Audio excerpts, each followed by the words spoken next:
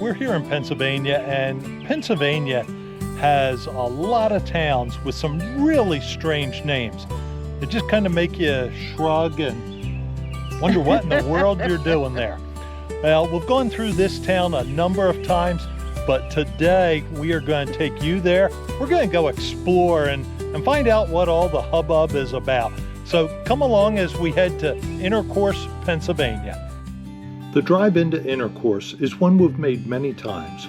Rolling hills, horse-drawn buggies, and farmland that moves you to slow down without trying. That sign always turns heads, but long before the chuckles, this place was called Cross Keys, named for a tavern that once stood at the crossroads. Founded in 1754, it's a town with history.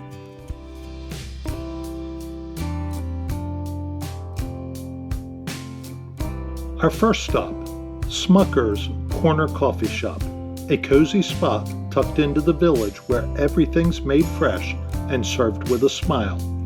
We grabbed a handcrafted coffee and a warm pastry to kick the morning off right.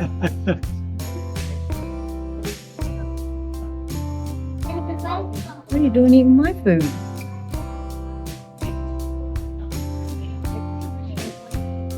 That's nice. Dry, not too sweet.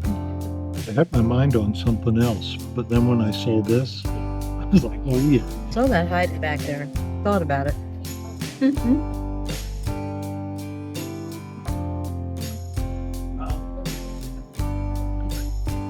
Smucker Village goes back many generations.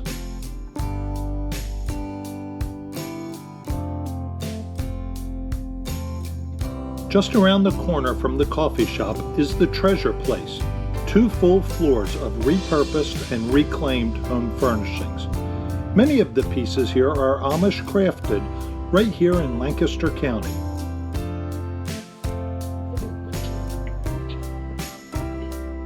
I love a nice door. You can feel the weight of the real wood, real tools, and hands that still build things the old-fashioned way. Craftsmanship and creativity meet in every corner. It's the kind of place where even if you don't take something home, you leave inspired. We're here at Kettle Village. It is a shopping experience from what we're told.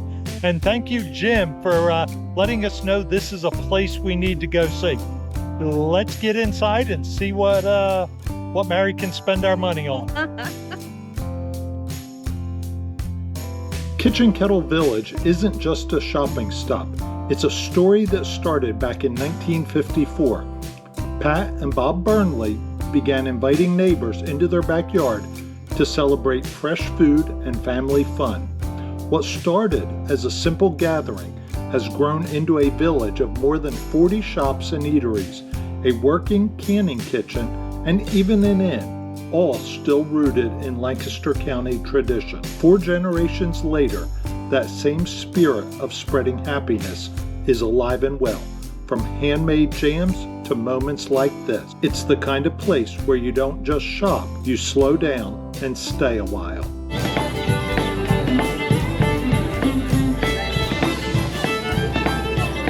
We couldn't come to Intercourse without bringing something back for our friend Bart, but finding that right souvenir, that's another story.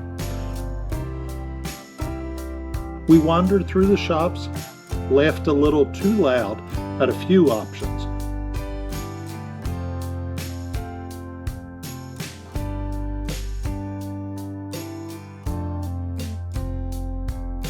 And finally found the one. I found an even better shirt for my friend Bart. Who's the hardest person in your life to buy a gift for? Drop it in the comments. We might need some ideas for next time. It's a brand new day here in Intercourse, PA. We are set to head out and check out more of this town. Let's go exploring. Tucked behind the village shops is a place that smells like every season rolled into one. The old candle barn blends handcrafted candles with rustic charm. Everything from lanterns to weathered wood accents. It's the kind of shop that feels like fall, even in the middle of summer.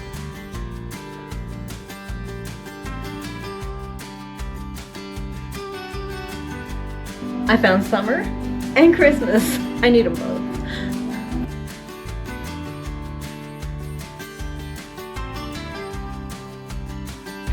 You know, we've been looking at the Amish, we've been seeing the buggies, the horses, and now we're going to contrast that with the cars that we grew up with. Nice. And so we're going to Barry's car barn. It's all cars from the 50s, the 60s, and the 70s. Barry started collecting the signs when he was 14. Then he got into cars and motorcycles, but what you'll see in here is 50 cars, 29 motorcycles, fuel pumps, oil pumps, grease pumps, old license plates, phones, bicycles, just all kinds of automotive memorabilia that you would have seen in the 50s, 60s, 70s full-service gas stations. Walking into Barry's car barn is like stepping into a memory. Chrome, colors, and engines from another era. It's not just a museum, it's a place where people come to reconnect.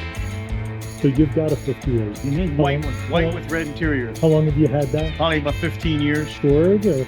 Me and my father did. So the car will never leave. No, we'll never leave the family. Been a lot of polishing.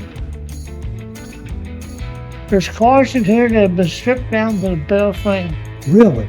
and started all over again. Okay. There's other cars in here that he did nothing. Oh, And then there's No fire break. cars in here that are in between. Whatever it took to put them in here. what is it?